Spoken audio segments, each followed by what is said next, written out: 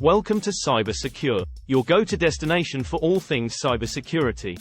In this video, we'll be discussing vulnerability exploitation, a technique used by attackers to gain unauthorized access to systems, and how defenders can simulate these attacks to identify weaknesses. By the end of this video, you'll have a better understanding of how vulnerability exploitation works, how to defend against it, and how to simulate these attacks to improve your cybersecurity posture. Don't forget to subscribe to our channel for more cybersecurity tips and tricks, and let's dive in.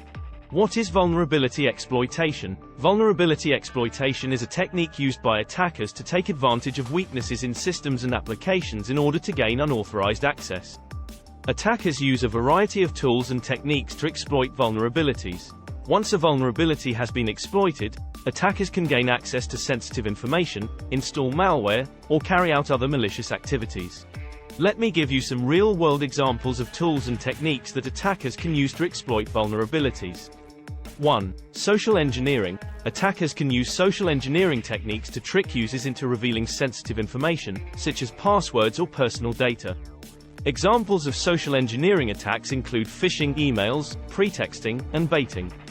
2. Malware. Attackers can use malware, such as viruses, worms, and Trojan horses, to exploit vulnerabilities in systems and applications.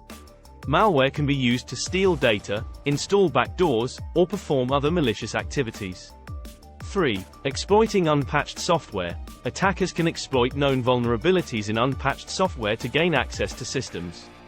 For example, the WannaCry ransomware attack in 2017 exploited a vulnerability in outdated versions of Microsoft Windows. 4. SQL injection. Attackers can use SQL injection attacks to exploit vulnerabilities in web applications that use SQL databases. SQL injection attacks can be used to steal data or gain unauthorized access to systems. 5. Remote code execution. Attackers can use remote code execution attacks to exploit vulnerabilities in systems and applications that allow them to execute code remotely. These attacks can be used to install malware, steal data, or perform other malicious activities. How can we defend against vulnerability exploitation? Defending against vulnerability exploitation involves a combination of technical and non-technical measures. Here are some real-world examples of technical measures that can be used to defend against vulnerability exploitation. 1. Implementing security patches.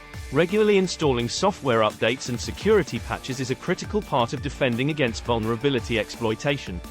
For example, after the WannaCry ransomware attack in 2017, Microsoft released a security patch that addressed the vulnerability that was exploited. 2. Using firewalls. Firewalls can be used to monitor and control network traffic, blocking suspicious activity and preventing unauthorized access.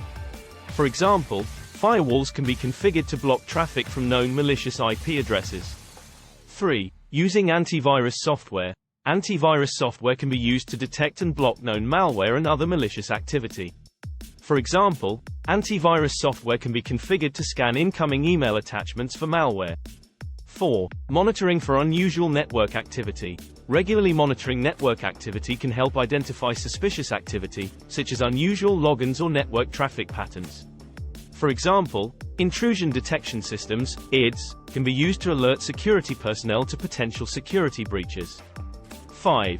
Using multi-factor authentication. Multi-factor authentication, MFA, can help prevent unauthorized access by requiring users to provide multiple forms of identification. For example, MFA can require users to enter a password and a one-time code sent to their mobile device.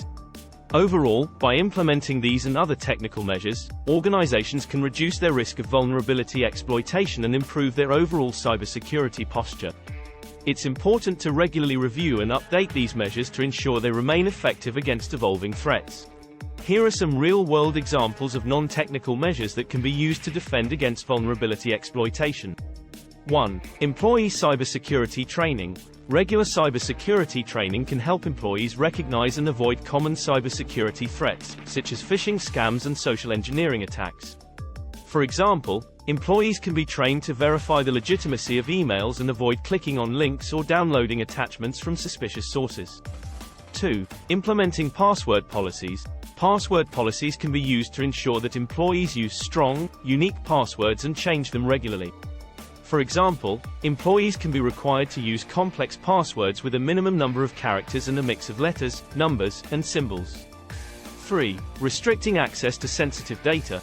Access controls can be used to restrict access to sensitive data to only those employees who need it.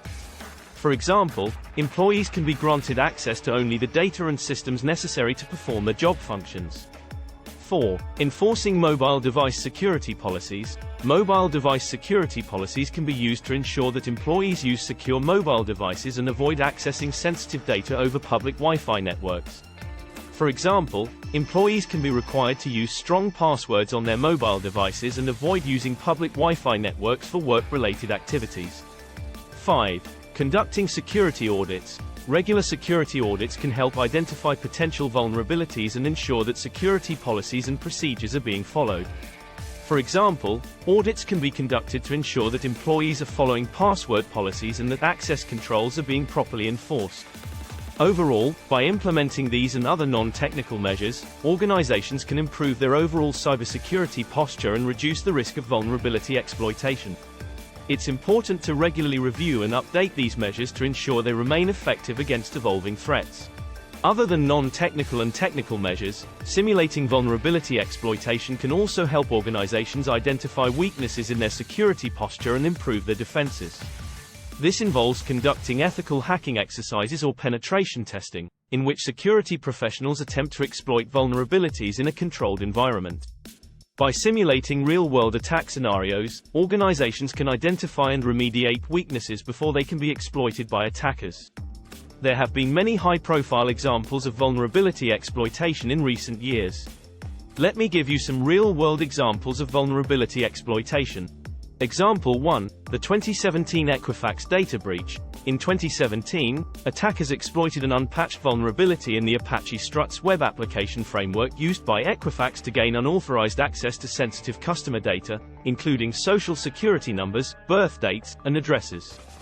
The breach affected approximately 147 million people and resulted in numerous lawsuits and a $700 million settlement with the U.S. Federal Trade Commission.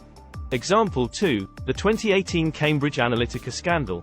In 2018, it was revealed that the political consulting firm Cambridge Analytica had harvested data from millions of Facebook users without their consent. The data was obtained through a third-party app that exploited a vulnerability in Facebook's data sharing policies. The scandal resulted in a global outcry and increased scrutiny of Facebook's data privacy practices. Example 3, the 2020 SolarWinds hack.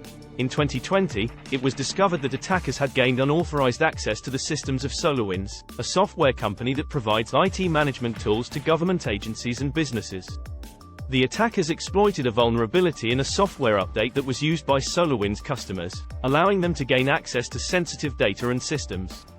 The hack affected numerous government agencies, including the U.S. Treasury and Department of Justice, and is believed to be the work of a nation-state actor. These examples illustrate the serious consequences that can result from vulnerability exploitation. In each case, the attackers were able to gain unauthorized access to sensitive data or systems by exploiting a vulnerability.